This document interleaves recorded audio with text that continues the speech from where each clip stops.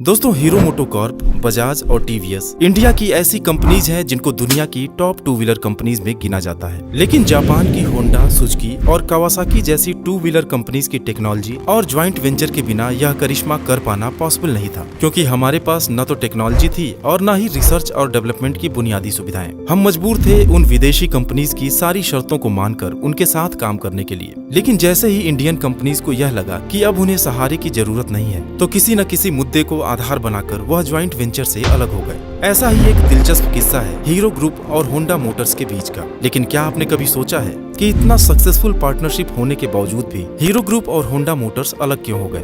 एक साइकिल बनाने वाली कंपनी के पास आखिर इतनी हिम्मत कहां से आ गई कि दुनिया की नंबर 1 बाइक प्रोड्यूसर से अपने रिश्ते खत्म कर लिए और अलग होकर हीरो ग्रुप के सामने आखिर क्या दिक्कतें आई? उनसे निपटने के क्या उपाय किए गए? किसको फायदा हुआ और किसको नुकसान हुआ? आज की हमारी वीडियो में हम इन्हीं सब बातों को गहराई से जानने वाले हैं।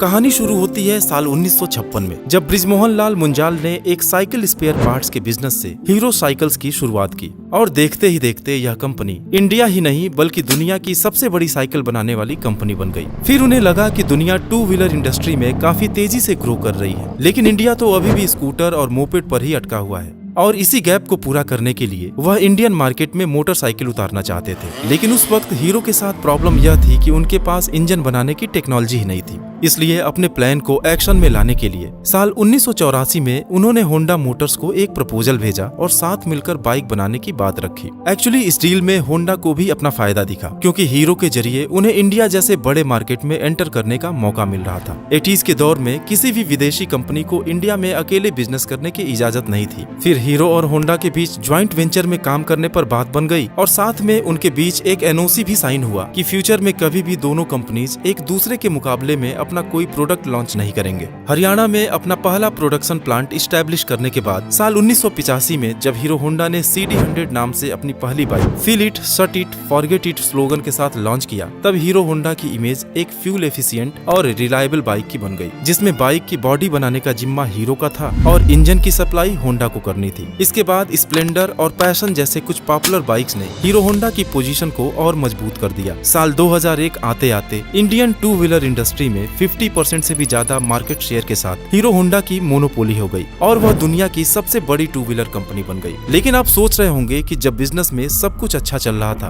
तो 2010 में मुंजाल साहब होंडा से अलग क्यों हो गए? असल में ऊपर से तो चीजें अच्छी नजर आ रही थी, लेकिन अंदर ही अंदर मैनेजमेंट के बीच कुछ बातों को लेकर लंबे समय से प्रॉब्लम्स चल रही थी, जिसमें दो मुद्दे ऐसे थे जो बाद में उनके अलग होने के मेन रीजंस बन गए। सबसे पहला रीजन तो यह था कि साल 2000 के बाद बजाज ऑटो, टीवीएस, यामाहा और सुजुकी जैसे कई नए प्लेयर्स इंडियन मार्केट में आ गए, जिससे हीरो होंडा के मार्केट शेयर पर प्रेशर आने लगा। तब होंडा मोटर्स ने इन नए प्लेयर्स के साथ सीधे कंपटीशन करने के लिए साल 1999 में Honda motorcycle and scooter India नाम की एक अलग कंपनी शुरू कर दी और एक्टिवा नाम से एक स्कूटर भी लॉन्च कर दिया, जो कि हीरो के साथ हुए उनके एग्रीमेंट के बिल्कुल खिलाफ था। और दूसरा रीजन यह था कि साइकिल प्रोडक्शन में दुनिया की सबसे बड़ी कंपनी होने के बावजूद भी हीरो को अपने बाइक्स नेपाल, बांग्लादेश और श्रीलंका जैसे कुछ पड़ोसियों के अलावा इंटरनेशनल मार्केट में एक्सपोर्ट करने की परमिशन नहीं थी, जबकि होंडा अपने बाइक्स अमेरिका और रसिया जैसे डेवलप्ड कंट्रीज में बेचकर अच्छा प्रॉफिट कमा रहा था। मुंजाल साहब यह बात समझ गए थे कि इंटरनेशनल मार्केट में जो पोजीशन वह चाहते हैं उसके लिए उन्हें अपना खुद का इंजन डेवलप करना ही पड़ेगा, और इसलिए हीरो अपने प्रॉफिट का ज्यादातर हिस्सा इंजन डेवलप करने पर खर्च करने लगा, जिसके चलते दोनों के बीच का दरार और भी ज्यादा बढ़ गया। और इसका रिजल्ट यह हुआ कि हीरो और होंडा के रास्ते अलग हो गए। जिस होंडा मोटर्स के साथ मिलकर हीरो ग्रुप ने दुनिया की सबसे बड़ी बाइक कंपनी होने का खिताब जीता था, आज वही होंडा ग्रुप उनका सबसे बड़ा कंपटीटर बनकर खड़ा था।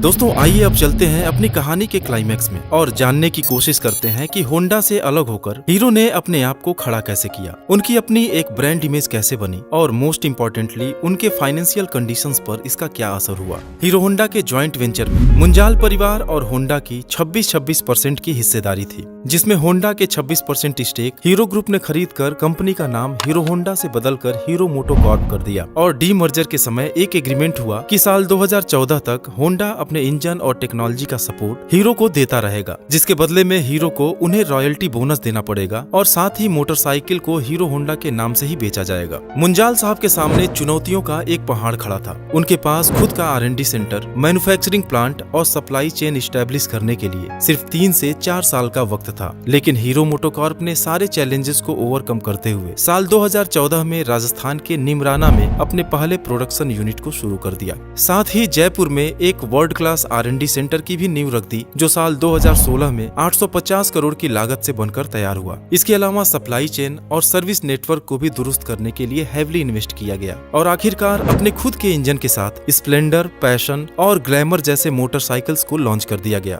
लेकिन क्या इतना ही सब कुछ हीरो के सक्सेस के लिए काफी था? शायद नहीं, क्योंकि हीरो को लोग एक साइकिल बनाने वाली कंपनी के लिए जानते थे। मोटरसाइकिल तो होंडा के नाम पर बिकती थी। अब हीरो को जरूरत थी अपने ब्रांड इमेज को मजबूत करने की। उन्हें होंडा से अलग अपनी पहचान एक स्टैंड अलोन कंपनी के रूप में बनाने की चुनौती थी। इसलिए एक नया लोगो और एक नई टैगलाइन हम में है हीरो से कंपनी का रीब्रांडिंग शुरू किया गया, जिसमें यूथ को टारगेट करते हुए हीरो मोटोकॉर्प को एक कस्टमर सेंट्रिक ब्रांड के रूप में पेश किया गया। हीरो मोटोकॉर्प का नया लोगो और ब्रांड आइडेंटिटी ब्रिटिश की एक फेमस फर्म वोल्फ-ओलिंस ने डेवलप किया। हीरो ग्रुप ने यहाँ पर भी बाजी मार ली और लोगों का भरोसा जीतने में कामयाब हो गए। अब इतना सब कुछ जानने के बाद आप हीरो मोटोकॉर्प के फाइनेंशियल परफॉर्मेंस और सेल्स फिगर को भी जरूर जानना चाहेंगे कि आखिर होंडा से अलग होकर फायदा हुआ या नुकसान। दोस्तों, होंडा मोटर्स एक मल्टीनेशनल कंपनी है जो इंडिया के अलावा पूरी दुनिया में अपने 2 व्हीलर्स और 4 व्हीलर्स के साथ मौजूद है। जबकि हीरो मोटोकॉर्प ने होंडा से अलग होने के बाद अपना ग्लोबल एक्सपेंशन शुरू किया था और आज 40 देशों तक अपनी पहुंच बना पाया है। होंडा से अलग होने के बाद हीरो मोटोकॉर्प का नेट वर्थ लगभग $7 बिलियन था, जो ऑटो सेक्टर की लंबी मंदी और कोविड के बावजूद भी आज लगभग $7.5 बिलियन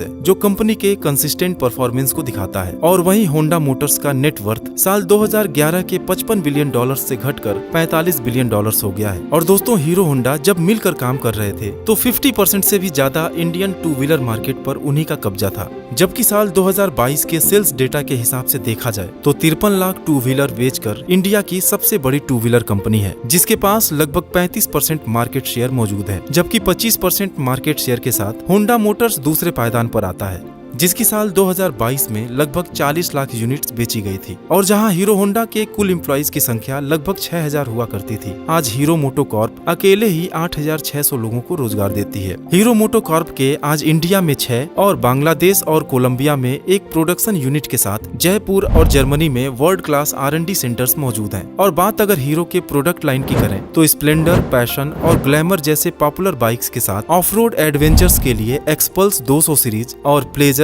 मेस्ट्रो और डेस्टिनी जैसे स्कूटर्स भी पोर्टफोलियो में मौजूद हैं। और दोस्तों, साल 2019 में हीरो ने 7.8 मिलियन बाइक्स बेचकर दुनिया में सबसे ज्यादा बाइक्स बेचने का रिकॉर्ड बनाया था। इसके साथ ही यह 100 मिलियन 2 व्हीलर बनाने वाली दुनिया की इकलौती कंपनी है। लेकिन आप जानकर हैरान होंगे कि इनके टोटल सेल्स का 70% से भी ज्यादा हिस्सा स्प्लेंडर का होता है। एक इंटरेस्टिंग फैक्ट और भी है, भले ही मोटरसाइकिल सेल्स में हीरो मोटोकॉर्प सबसे ऊपर हो, लेकिन स्कूटर के सेल्स में सिर्फ 10% मार्केट शेयर के साथ 3rd पोजीशन पर आता है। और होंडा मोटर्स की एक्टिवा इस सेगमेंट की मार्केट लीडर है। समय की मांग को देखते हुए हीरो ने एक मोबाइल ऐप भी लॉन्च किया है और साथ ही डिजिटल मार्केटिंग में भी अच्छा खासा निवेश कर रही है। तो दोस्तों, उम्मीद है कि इस वीडियो से भी आपको कुछ नई जानकारी मिली होगी।